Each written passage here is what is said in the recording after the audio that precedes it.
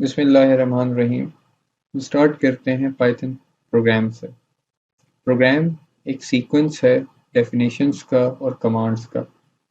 Commands हमारे पास statements हैं जिनको हम एग्जीक्यूट करते हैं पाइथन के इंटरप्रेटर में, जो कि एक शेल भी हो सकता है, और हम उसको किसी फाइल में स्टोर करके भी एग्जीक्यूट कर सकते हैं। अगर हमने डायरेक्टली एग्जीक्यूट करना है तो उसके लिए हम शेल का इस्तेमाल करेंगे, और अगर इनडायरेक्ट मोड में जाना है तो हम उसको फाइल में स्टोर कर और फाइल को हम डायरेक्टली इंटरप्रेट करेंगे, जिसमें हमारी एक से ज़्यादा लाइंस हो सकती हैं।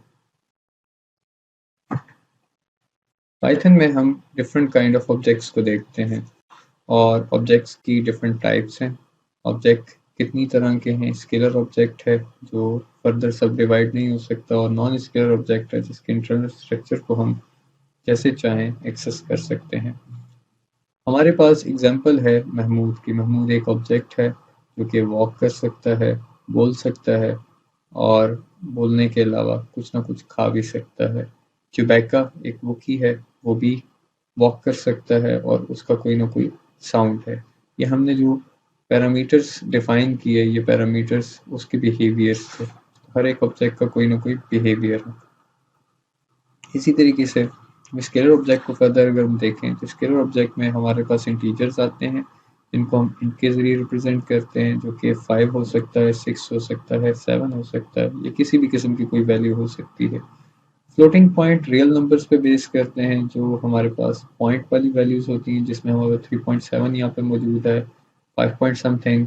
आप इसको भी डिफाइन कर सकते हैं। बूलियन है, बूलियन आइदर ट्रू होता है या फॉल्स होता है। नन टाइप है हमारे पास, जो स्पेशल एक वेरिएबल है, स्पेशल एक ऑब्जेक्ट है। फिर हम ये देख स्टोर कर हम किसी भी ऑब्जेक्ट की क्लास को आइडेंटिफाई कर सकते हैं कि जो ऑब्जेक्ट हमने लिया है वो किस क्लास से बिलोंग करता है। इसको चेक करने के लिए हम देखते हैं कि हमारे पास डिफरेंट वेरिएबल्स हैं। सबसे पहले मैं चाहूँगा कि मैं स्क्रीन को क्लियर कर लूँ।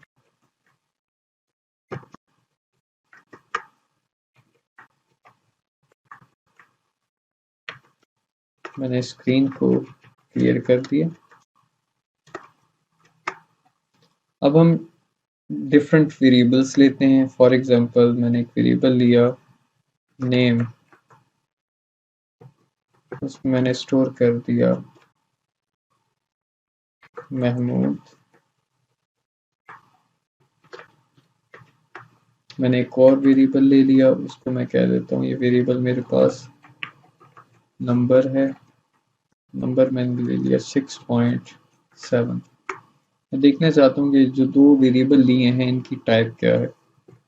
टाइप चेक करने के लिए मैं इनको यहाँ पर लिखता हूँ और एंटर कर देता हूँ। इसका मतलब ये है कि ये जो टाइप नाम का मैंने एक कमांड लिखी है ये एग्जिस्ट नहीं करती, इसमें कुछ गलती हो सकती है। वो गलती क्या है? वो गलती ये है कि मैंने टाइप को स्टार्ट करना था लोअर केस में। लोअर केस में लिखने के बाद मैंने इसको एग्जीक्यूट करना था। इससे हमें ये पता चला कि हमारे पास जो लैंग्वेज है वो केस सेंसिटिव। अब नेम को जब हमने चेक किया तो हमारे पास आया इसकी क्लास स्ट्रिंग टाइप की है। स्ट्रिंग टाइप की क्लास को हम एग्जीक्यूट कर रहे हैं, और अब मैं देखना चाहता हूँ कि मेरे पास जो दूसरा वेरिएबल है नंबर, इसकी क्या टाइप है। इसकी टाइप फ्लोट है क्योंकि हमने 6.7 लिया है। नेक्स्ट फेज में हम ये देख चुके हैं कि हम किसी भी ऑब्जेक्ट की टाइप को किस तरह मालूम कर सकते हैं। उसके लिए टाइप नाम का एक वेरिएबल इस्तेमाल होता है। अब एक टाइप से दूसरी टाइप की तरफ आप उसको कन्वर्ट भी कर सकते हैं। जिस तरह हमारे पास यहाँ पर एग्जांपल के तौर पे फ्लोट है, फ्लोट 3। 3 एक इंटीजर है, उसको हमने फ्लोट में जब कन्वर्ट किया तो वो 3.0 बन गया। जबकि एक इंटीजर 3.9, फ्लोटिंग पॉइंट 3.9 को हमने इंटीजर में कन्वर्ट किया तो उसने जो हमें वैल्यू रिटर्न की दैट वाज 3। इसको हम ट्राई करके देख लेते हैं। हम ये करते हैं कि हमारे पास एक वैल्यू है नंबर, उसमें स्टोर है वेरिएबल है, उस नंबर स्टोर है 6.7। इसको हम इंटीजर में कन्वर्ट करके देखते हैं। इंटीजर नंबर और आंसर आया 6। ये हम डायरेक्टली कुछ वैल्यूज़ लेते हैं, उनको हम स्टोर करके देखते हैं आंसर क्या रिटर्न करता है 8। अब मैं कोई एक इंटीजर वैल्यू लेता हूँ और उसको फ्लोट में कन्वर्ट करके देखता हूँ तो 9.0 आ गया। इस तरह हम एक वैल्यू को एक टाइप को दूसरी टाइप में कन्वर्ट भी कर सकते हैं। अब आपने अगर कोई भी वेरिएबल या वैल्यू को डायरेक्टली शो करवाना हो तो उसके लिए प्रिंट की कमांड यूज होती है। प्रिंट की कमांड के जरिए हम आउटपुट को चेक कर सकते हैं।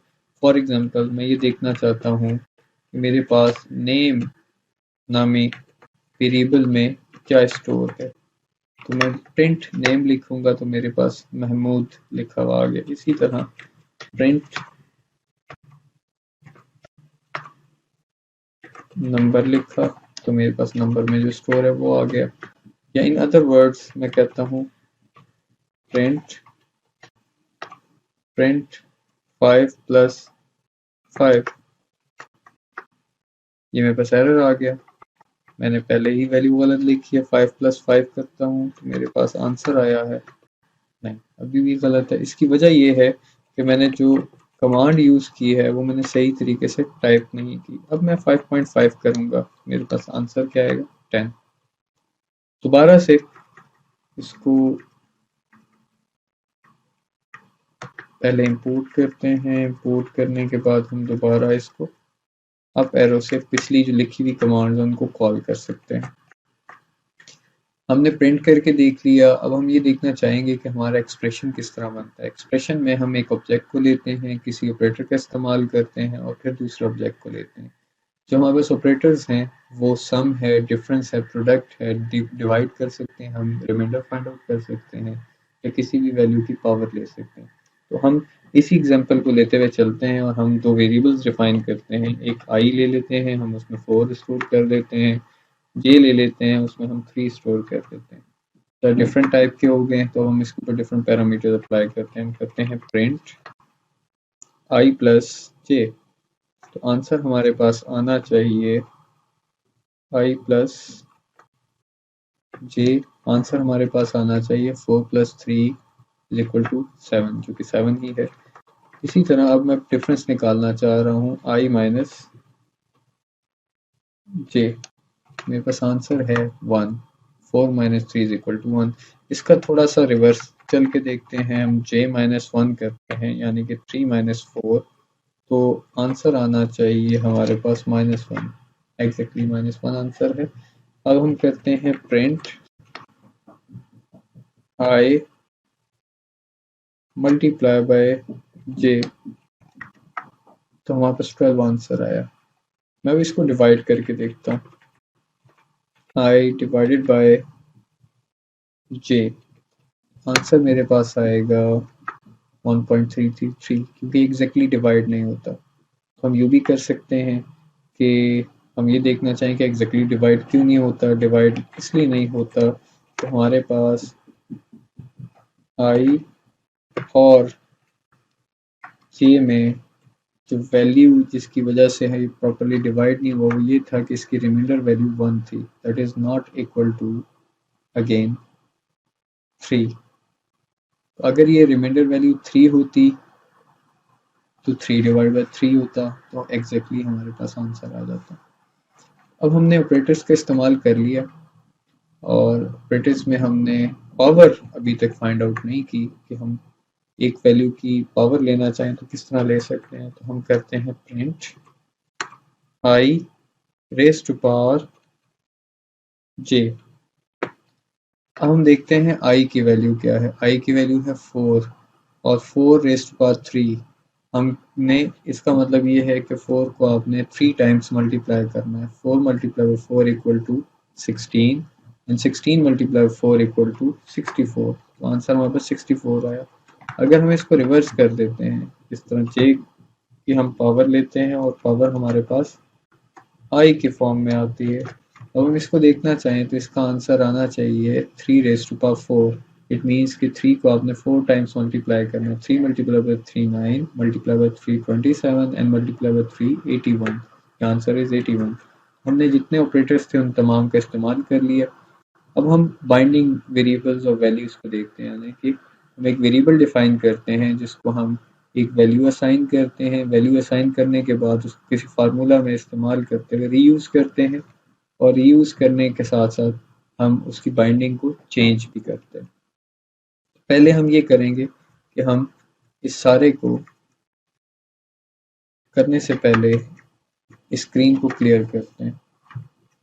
स्क्रीन क्लियर करने के लिए यहाँ पर मैंने गलती ये की कि मैंने os.system.cls की जगह पे एग्जीक्यूट कर दिया था डायरेक्टली प्रिंट को। तो अब हम ये करते हैं कि हम एक वेरिएबल लेते हैं पाई में स्टोर कर देते हैं वैल्यू 22 डिवाइड बाई 7।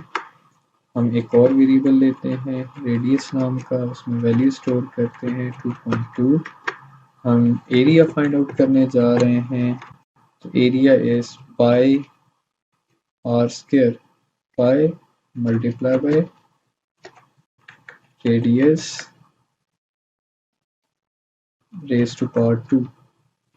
मेरे पास इसको शो भी करवाना है मैंने, तो एरिया मेरे पास आ गया 15 पॉइंट समथिंग, यानी कि 3.14 multiply by 2.2 multiply by 2.2 which is equal to 15 point something. अब मैं ये चाहता हूँ कि मैं अपने एक वेरिएबल को थोड़ा सा मॉडिफाई करूँ। पाई की वैल्यू चूँकि कांस्टेंट है उसको मैं मॉडिफाई नहीं करता, मैं ये कहता हूँ कि मेरे एरिया जो है रेडियस थोड़ा सा मॉडिफाई हो गया। पहले मैं चाहता हूँ कि देखूँ कि रेडियस में एक्चुअली स्टोर क्या है।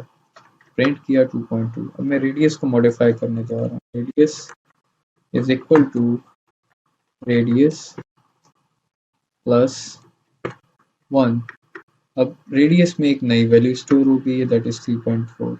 मैं एरिया को दोबारा कैलकुलेट करता हूँ। मेरे का एरिया दोबारा कैलकुलेट होकर नहीं आया। वजह ये है कि मैंने प्रिंट एरिया किया है। एरिया की जो वैल्यू पहले कैलकुलेट की थी वो प्रिंट हो रही है, तो मुझे एरिया को दोबारा कैलकुलेट करना पड़ेगा। उसके लिए मैं दोबारा फार्मूला लिखूंगा, area equal to pi multiply by radius raise to power 2। अब एरिया की नई वैल्यू आई है। नई वैल्यू आने के बाद हम प्रिंट एरिया करता हूँ तो 32 पॉइंट समथिंग आंसर आया। इसका मतलब ये है कि मैंने रेडियस की बाइंडिंग को क्या किया, मॉडिफाई किया। रेडियस की बाइंडिंग को मॉडिफाई करने का एक तरीका कार ये था कि radius equal to radius plus 1, मैंने वो किया। अब दूसरी बाइंडिंग इस्तेमाल करने के लिए हम क्या करते हैं, रेडियस में एक और ऐड कर देते हैं इंक्रीमेंट। लेकिन अब मैं जो पैरामीटर इस्तेमाल करूंगा वो है रेडियस प्लस इक्वल टू 1, यानी कि ये इंक्रीमेंटल वैल्यू को लिखने का एक दूसरा तरीका कार है।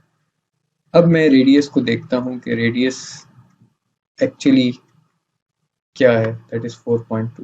तो हमने रेडियस की बाइंडिंग भी चेंज कर ली, हमने रेडियस को लिखने के तरीका कार भी देख लिए। इसके साथ ही हमारा ये लेक्चर जो है इख्तिताम पजीर होता है, और इंशाल्लाह नए लेक्चर में यानी कि लेक्चर नंबर 2 में हम अगले हफ्ते मिलेंगे। तब तक फी अमानिल्लाह, अपना बहुत ख्याल रखिएगा। अल्लाह हाफिज़।